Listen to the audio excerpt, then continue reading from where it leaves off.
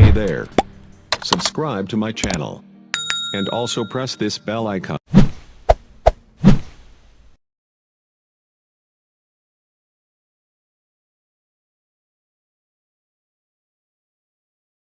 الرجیم بسم اللہ الرحمن الرحیم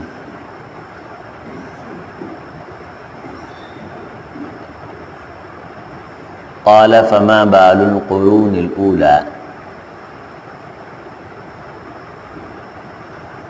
فرعون کہنے لگا کہ فما بال القرون الاولى پہلے زمانوں کے جو لوگ گزرے ہیں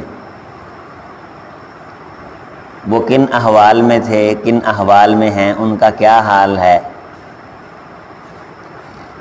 قال علمها عند ربی فی کتاب، حضرت موسیٰ فرمانے لگے کہ اس بات کا علم میرے رب کے پاس کتاب میں ہے۔ لا یضل ربی ولا ینسا، نہ تو میرا رب بھٹکتا ہے اور نہ ہی وہ بھولتا ہے۔ الذی، وہ ذات ہے جعل لکم الارض مہدا، جس نے تمہارے لیے زمین کو گود بنایا، بچھونا۔ وسلک لکم فیہا سبلا، اور اس میں تمہارے لیے رستے چلائے۔ وانزل من السماء ماء، اور اس نے آسمان سے پانی اتارا۔ فأخرجنا به ازواجا من نبات شتى، اور پھر اس پانی کے ساتھ زمین سے مختلف انگوریاں، نباتات، جڑی بوٹیاں وہ نکالیں۔ کلو، ان جڑی بوٹیوں میں سے، ان پھلوں پودوں میں سے خود بھی کھاؤ۔ وَرَعَوْا أَنْعَامَكُمْ، اور اپنے جو چوپائے ہیں، جانور ہیں، ان کو بھی پیٹ بھر کے چراؤ ان چراگاہوں میں جو انگوریاں، گھاس، سبزہ اللہ تعالیٰ نے زمین سے نکالا ہے۔ إِنَّ فِي ذَلِكَ لَآيَاتٍ، ان ساری چیزوں میں نشانیاں ہیں۔ لِأُولِي النُّہَىٰ، لیکن عقل والوں کے لیے، صاحب بصیرت لوگوں کے لیے، پختہ لوگوں کے لیے، سوچ و بچار کرنے والوں کے لیے۔ یہ اس مٹی کی حیثیت اور اس میں سے نکلنے والی انگوریاں ایک انسان کو سوچنے پہ مجبور ضرور کرتی ہیں کہ یہ اللہ خالق کائنات کا عظیم شاہکار ہے، اور اس نے کس طرح زمین کے اندر یہ اپنے حکم جاری فرمائے ہیں کہ یہ مٹی ایک عظیم الشان ذخیرہ پھلوں کی شکل میں، خوبصورت خوراک کی شکل میں انسانوں کو، انسانوں کے جانوروں کو مہیا کرتی ہے۔ منہا خلقناکم، پھر اگلی بات یہ ہے کہ تم کو بھی اسی سے بنایا ہے، مٹی سے بنایا ہے۔ جیسے اللہ تعالیٰ نے 14ویں پارے میں یہ بات فرمائی ہے کہ کھنکھناتی مٹی، چیکنی مٹی، پختہ گارے کی مٹی، اس مٹی سے پکی ہوئی، پکائی ہوئی مٹی سے اللہ تعالیٰ نے حضرت آدم علیہ السلام کو بنایا۔ تو خوراک بھی اس سے آتی ہے زمین سے ہماری، اور منہا خلقناکم، اسی سے تمہیں اللہ تعالیٰ نے تخلیق کیا۔ وفیہا نعیدکم، اور اگلی بات یہ ہے کہ پھر اسی میں اس نے تم کو لٹا دینا ہے، مٹی کے ساتھ پھر اس نے ہمیں کیا بنا دینا ہے؟ پھر مٹی۔ یہ بہت بڑی حقیقت ہے جس کا اظہار حضرت موسیٰ علیہ السلام فرعون کے منہ پہ کر رہے۔ اللہ تعالیٰ کی ذات کا تعارف ہو رہا ہے، اللہ کی شان بیان ہو رہی ہے، اور انسان کی حیثیت بتائی جا رہی ہے ان آیات میں کہ اسی سے پیدا کیا اللہ تعالیٰ نے، اسی سے بنایا ہے۔ وَفِيهَا نُعِيدُكُمْ، اور اسی میں وہ ہمیں پھر دوبارہ پلٹائے گا۔ وَمِنْهَا نُخْرِجُكُمْ، اور تیسری بات یہ ہے کہ اسی میں سے ہم تم کو نکالیں گے، تارتاً اخرى، پھر دوبارہ۔ تو پھر اللہ تعالیٰ ہمیں کہاں سے اٹھائے گا؟ مٹی سے۔ وَأَنبَتَكُم مِّنَ الْأَرْضِ نَبَاتًا، اس زمین سے پھر ہم دوبارہ پھوٹیں گے، جس طرح کوئی درخت پھوٹ رہا ہوتا ہے مرنے کے بعد۔ تو بعض بندوں کے تو جسم سلامت رہتے ہیں، اور بعض بندے وہ مٹی کے ساتھ جسم پورے کا پورا مٹی بن جاتا ہے۔ نبی صلی اللہ علیہ وسلم نے فرمایا کہ اللہ تعالیٰ نے نبیوں کے جسم قبروں کی مٹیوں پہ حرام کر دیے، یعنی انبیاء کا جسم اسی طرح سلامت رہتا ہے جس طرح ان کو دفنایا ہوتا ہے۔ اور عمومی طور پہ جو عام انسان ہیں وہ 2 سال بعد، 5 سال بعد، 10 سال بعد ان کے جو اجسام ہیں وہ مٹی کے اندر مل جاتے ہیں، تو اس میں کوئی ایسی بات نہیں ہے، یہ سارے کے سارے ذرے جو مٹی میں مل جائیں گے اللہ تعالیٰ ان ذروں سے پھر دوبارہ ہمیں بنا دیں گے۔ اور ایک ذرہ انسان کا، جیسے حدیث میں ہے، عجب الذنب کہا جاتا ہے، جو انسان کی اصل ہے، جس طرح بیج ہوتا ہے تو اس کو جب بو دیں تو پھر اس سے پورا پودا بن جاتا ہے اسی شکل میں جس شکل میں پودا پہلے ہوتا ہے، تو ہمارا جو بیج ہے، ہمارا جو اصل ہے، وہ ریڑھ کی ہڈی میں ایک عجب الذنب، اس کا نام اللہ کے رسول صلی اللہ علیہ وسلم نے بتلایا ہے۔ فرمایا کہ وہ چھوٹا سا ذرہ ہے جو آنکھ سے نظر نہیں آتا، تو وہ قبر کی مٹی میں کہیں پڑا رہتا ہے، چھوٹا سا ذرہ ایٹم کی طرح۔ تو اللہ تعالیٰ وہ پھوٹے گا تو اس پہ پورا انسان لگ جائے گا، جس طرح آم کی گٹپ پہ پورا درخت لگ جاتا ہے، جامنوں پہ پورا جامن کا درخت لگ جاتا ہے، اور دوسرے جو پھل ہیں ان پہ ان کا درخت لگ جاتا ہے۔ تو انسان کا جو اصل ہے وہ ہے عجب الذنب، جو میٹیریل ہے جس سے یہ جسم پھوٹتا ہے سارے کا سارا، فرمایا وہ سلامت رہتا ہے، اور عذاب بھی اس کو ہوتا ہے، وہ نظر نہیں آتا آنکھ سے، تو اسی کو اللہ تعالیٰ پھر حکم دیں گے تو وہ پھوٹ کے پھر پورا انسان بن جائے گا، جس سے روزانہ ہم چھوٹے چھوٹے پھلوں کے چھوٹے چھوٹے بیجوں سے بیسیوں پودے اور بوٹے بنتے دیکھتے ہیں، اسی طرح ہم دوبارہ پھر پورے کے پورے انسان بنیں گے، اور پھر اس کے بعد اللہ تعالیٰ کے دربار میں ہمیں حاضر کیا جائے گا۔ تو اللہ تعالیٰ نے یہاں تذکرہ فرمایا ہے حضرت موسیٰ علیہ السلام کے اس مذاکرے کا جو انہوں نے فرعون کے محل میں جا کے کیا۔ پہلے تو یہ پچھلا درس جو تھا کہ اللہ تعالیٰ نے ان کی طرف وحی کی، اور انہوں نے اس وحی کا اعلان کیا کہ جو جھٹلائے گا اور منہ پھیرے گا اس کے لیے عذاب ہے۔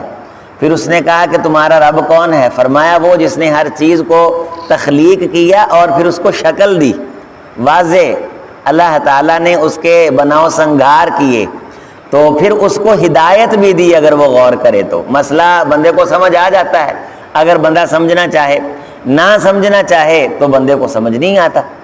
تو پھر اس نے دیکھا کہ دربار بڑا پخا ہوا ہے اور جناب علی غلام بھی جمع ہیں، میں اب لوگوں سے یہ پوچھتا ہوں کہ پہلے لوگوں کا کیا حال تھا، تو یہ جلدی سے کہے گا کہ وہ گمراہ تھے، تو لوگ اس پہ غصے کا اظہار کریں گے اور اس کو پکڑ کے تعزیہ عبرت بنا دیں گے۔ لیکن انہوں نے بڑا حکمت بھرا جواب دیا کہ پہلے لوگوں کے سارے حالات اللہ کے پاس محفوظ ہیں، اور اللہ تعالیٰ جب محفوظ کر لیتا ہے نا تو پھر بھولتا نہیں ہے۔ یہ اسے بتایا، اس کے سامنے یہ رکھا کہ یہ نہیں کہ اللہ ان کے حالات خلط ملط کر دے گا، جو بندہ برا تھا اللہ تعالیٰ تھوڑے دنوں کے بعد بھول جائے گا کہ وہ برا نہیں تھا، جو اچھا تھا اس کے بارے اللہ تعالیٰ بھول جائے گا۔ لا یضل ربی، اسے نہ کوئی بھٹکا سکتا ہے، نہ وہ بھٹکتا ہے، نہ وہ بھولتا ہے، وہ ایک ایک چیز اس کے ہاں محفوظ ہے۔ تو جو ان کے حالات تھے اس اللہ کے ہاں وہ سارے کے سارے حالات جو ہیں وہ ان کے محفوظ ہیں، اور وہ اللہ وہ ذات ہے کہ جس زمین پہ تم بیٹھے ہوئے ہو بٹھانے والا وہ ہے، اس زمین کو گود بنانے والا وہ ہے۔ یہ رستے جن پہ ہم چلتے ہیں یہ تو بعد کے فزکس کے قانون ہے نا کہ ایکشن ہوتا ہے، ری ایکشن ہوتا ہے، زمین کی خاص مقدار کے اندر رہیں تو بندہ نیچے آتا ہے، اگر کرۂ ارض سے اوپر چلے جائیں تو پھر اوپر کی جانب جاتا ہے، جس طرح نیچے کی جانب آتا ہے۔ کش سکل کا قانون متعارف ہوا اور اس کی حد طے ہوئی، اور کہا گیا کہ ایکشن ری ایکشن، ہم زمین پہ پاؤں مارتے ہیں، اس کے بدلے میں زمین ہمارے پاؤں کو اوپر اٹھاتی ہے اور پھر وہ کھینچتی ہے۔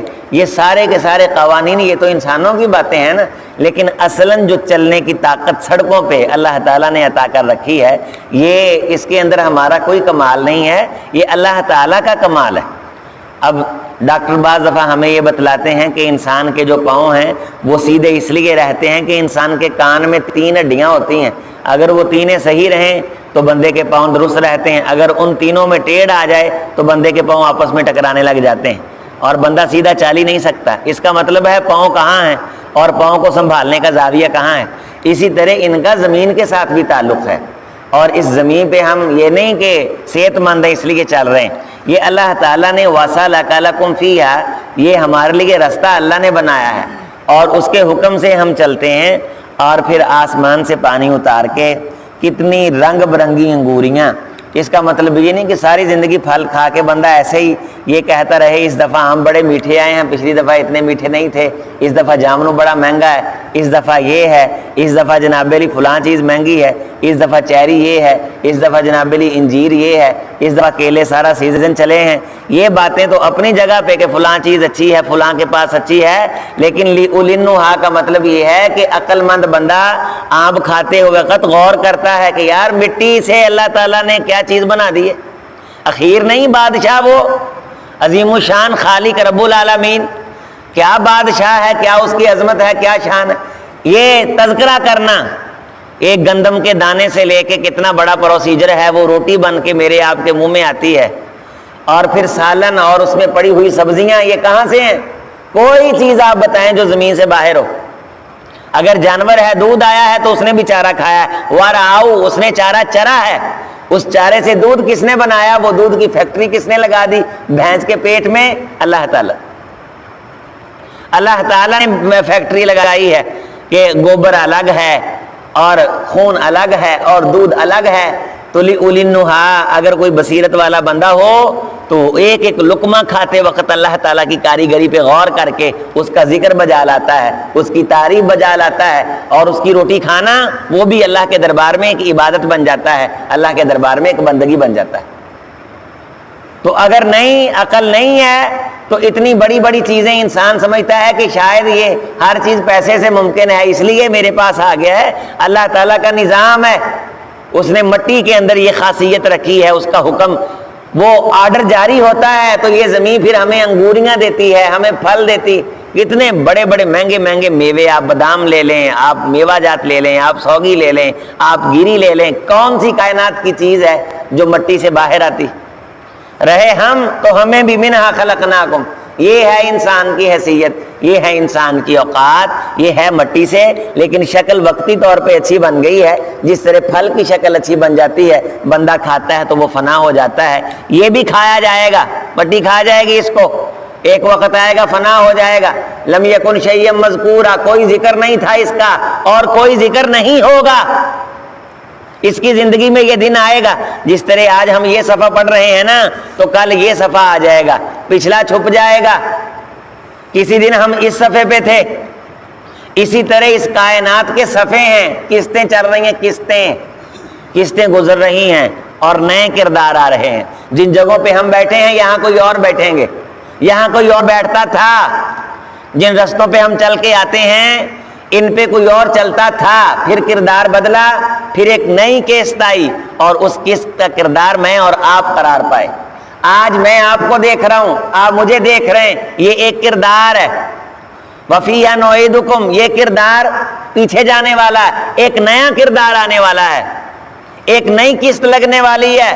نسیًا منسیہ ہو جائے گا انسان، بھولی ہوئی قسطیں، اربوں خربوں قسطیں آدم علیہ السلام سے لے کے اس سلسلے کی چل چکی ہیں کائنات پہ، اور پھر اسی سکرین پہ نئے لوگ بیٹھے ہوں گے، انہی ملکوں کی گدیوں پہ نئے حکمران ہوں گے، نئی عوام ہوگی، ہم نہیں تھے، پھر ہمارا کردار آ گیا، لم یکن شیئا مذکورا، پھر یہ کردار گزشتہ بن جائے گا، پھر اسی زمین پہ نیا کردار آ جاتا ہے۔ تو یہ سلسلہ ہے، تو پرانا کردار وہ مٹی کے ساتھ مٹی، پھر اللہ تعالیٰ جب ساری کائنات کے نظام کو ختم کریں گے، اس کی ساری کی ساری سیریز وہ قسطیں مکمل ہو جائیں گی، نظام درہم برہم اور قیامت آئے گی، اور پھر اللہ تعالیٰ اس مٹی سے ہمیں اٹھائیں گے۔ اوے پھل کھانے والوں، ہمارے استاد تھے وہ کہا کرتے تھے کہ آپ آم پہ غور کریں، اس کی چمڑی ہے جس کو ہم چھلکا کہتے ہیں، اس کا گودا ہے جسے ہم گوشت کہتے ہیں، اندر اس کی ہڈی ہے جس کو ہم گٹک کہتے ہیں، وہ ہڈی رہ گئی، گودا کھا گئے، چمڑی اتار کے پھینک دی، گودا زمین پہ پھینکا، اللہ پھر ایک نیا پودا بنا دیتا ہے۔ یہ سارے کا سارا گودا بندے کا مٹی کھا جائے، کوئی کھا جائے، آگ میں نگل جائے، پانی میں گل جائے، تو اللہ تعالیٰ پھر اس سے ایک پورا بندہ بنا دے گا۔ پھلوں کا تذکرہ کر کے، جڑی بوٹیوں کا تذکرہ کر کے، ساتھ ہی یہ فرمایا گیا ہے کہ تسی بھی مٹی چیویں جانا ہے، تو جی میں پودا تاں آندا ہے نا پورا درخت پھر بن جاتا ہے، پھر تم اسی طرح پورے بندے بن جاؤ گے۔ تو یہ ہے بندے کا نام ہی نہیں یاد رہتا۔ بندہ اگر سوچے نا بس ایویں نا بندہ سمجھدا کہ بھی نہیں ایویں گلاں ہی یار، کوئی شے نہیں، کوئی شے حقیقت نہیں، حقیقت صرف اللہ تے اللہ دا رسول ہے۔ باقی سب جو سانو نظر آ رہا ہے نا دنیا، غرتکم الحیات الدنیا، واللہ دھوکھا، اللہ دی قسم، یقین منو نرا دھوکھا ہے، نرا فراڈ ہے، کوئی حقیقت نہیں۔ حضرت عبداللہ ابن عباس رضی اللہ تعالیٰ نے ایک شخص کہنے لگا حضرت کدے ہنس کے وکھا دیا کرو، فرمان لگے پیچھے ویکھیے تے موت ہے، اگے ویکھیے تے قبر ہے۔ پیچھے دیکھتے ہیں تو موت پیچھے لگی ہوئی ہے، آگے دیکھتے ہیں تو قبر سامنے نظر آتی ہے، جب قبر دیکھتے ہیں تو فرشتے پوچھتے نظر آتے ہیں کہ کی لے کے آئے ہیں، اول مٹی ہے آخر مٹی ہے، اور پھر پل صراط کے اوپر سے گزرنے کے وہ منظر، موعدنا الطریق جہنم والساعہ، قیامت ہے، یہ وعدے ہیں، وعید ہے، کس بات پہ ہنسیں؟ پیچھے دیکھ کے ہنسیں یا آگے دیکھ کے ہنسیں؟ تو کوئی ہنسی نہیں، ہنسیاں غائب ہو گئیں۔ تو یہ انسان اگر اس پہ غور کرے تو واقعتاً ہی سارے کام جنہیں انسان سمجھتا ہے نا کہ انہاں تو بغیر گزارا نہیں، وہ اللہ تو کھینے نے سارا کچھ گزارے ہوندے نے، سارے معاملات چل دے نے، سارے کام چل دے نے، اگر کام نہیں نہ چلنا اینا تو بغیر نہیں چلنا، اللہ دے ذکر تو بغیر، قرآن تو بغیر۔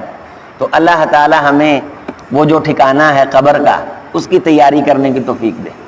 حضرت عثمان رضی اللہ تعالیٰ جب قبر پہ کھڑے ہوتے تو داڑھی مبارک آنسوؤں سے تر ہو جایا کرتی تھی اور رویا کرتے تھے۔ تو پوچھنے والوں نے پوچھا یہاں کھڑے ہو کے بڑا روتے ہو؟ فرمانے لگے یہ پہلی گھاٹی ہے، جڑا اتھوں آسانی نہ لنگ گیا اگوں بھی آسانی ہے، تو جڑا اتھوں ہی پھنس گیا تو اگوں بھی پھر پھنسے گا، تو اس گھاٹی میں سے اللہ مہربانی سے پار کر دے۔ حضرت رسول اللہ صلی اللہ علیہ وسلم نے فرمایا کہ تم قبروں میں جایا کرو، قبرستان میں جایا کرو اور دیکھا کرو، غور کیا کرو کہ یہیں کہیں تمہاری قبر بھی بننی۔ آج کل ہم نے قبرستانوں میں بالکل جانا چھوڑا ہوا ہے، کبھی بھولے چکے لوگ جنازے میں جاتے ہیں، وہ بھی جاننے والوں کے جنازے میں، جسے نہیں جانتے اس کے جنازے میں جانے کا رواج نہیں ہے، جس کا تعارف بالکل رواج نہیں۔ جنازہ جاننے والے کا نہیں ہوتا، جنازہ مسلمان کا ہوتا ہے جس نے کلمہ پڑھا ہوا ہو۔ ویسے کسی قبرستان کے قریب سے گزریں، ہمارے ایک دوست تھے، ان کی عادت تھی، اللہ انہیں جزائے خیر دے، انہوں نے یہ عادت ہمیں ڈالی۔ میں اپنے نوجوان دوستوں کو بطور نمونہ یہ بات بتا رہا ہوں، ہم الحمدللہ وہ کسی قبرستان کے قریب سے گزرتا تھا، انہیں موٹر سائیکل تھی، انہیں حضرت روکو یاد دعا مانگ لی۔ ایویں ہی ایسی قبرستان، بعض قبرستان ایسے ہیں کہ جن کے قریب زندگی میں صرف ایک بار گزرے ہیں، دوبارہ کبھی موقع ہی نہیں ملا۔ اس نے کہا رکیں یار، رکو یار، تو آؤ یار دعا مانگ، اسانوں ہاتھ پائی انہیں اندر لے آنا قبرستان یا دعا مانگ لو یار۔ تو دعا میں تو ہم تخصیص کر دیتے ہیں کہ اللہ جڑا مومن ہے، مسلمان ہے، وہ دی مغفرت کر دے، اسے خود کہہ دینے ہیں۔ اب ہمیں پتہ ہے قبر کس کی ہے یا کس کی نہیں ہے، لیکن ہم دعا میں خود اللہ کو یہ کہہ دیتے ہیں کہ اللہ جو مسلمان ہے، السلام علیکم یا اہل القبور من المؤمنین والمسلمین، جو مسلمان تھا، ایمان والا تھا، فرمایا کہ موت کو یاد کرو، یہ خواہشات کو توڑ دیتی ہے، یہ خواہشات کو توڑنے کا علاج ہے۔ قبریں دیکھا کرو، خواہشات ٹوٹ جاتی ہیں۔ اللہ تعالیٰ اس مٹی کی ٹھنڈک میرا آپ کا نصیبہ بنائے، جدوں مرنا ہے تو پھر کوئی ڈر نہیں، یعنی اس کے تذکرہ کرنے کا، تیاری کا ڈر ہے کہ اس کی تیاری کرنی چاہیے۔ اللہ تعالیٰ ہم سب کی دنیا آخرت منور کرے۔ جو رشتہ دار فوت ہو گئے ان کے لیے دعائیں ضرور کیا کریں، اللہم اجعل قبرہم روضۃ من ریاض الجنہ، اللہ جانے والوں کی قبروں کو جنت کے بغیچے بنا دے۔ اے مالک کائنات، تو قبروں کو ٹھنڈا کر دے، تیرے مزدور غلام نوکر بندے جو جا چکے ہیں تو انہیں معاف کر دے، دنیا سے ان کے نشان مٹ گئے، ان کے گناہ مٹا دے۔ اللہ ہم سے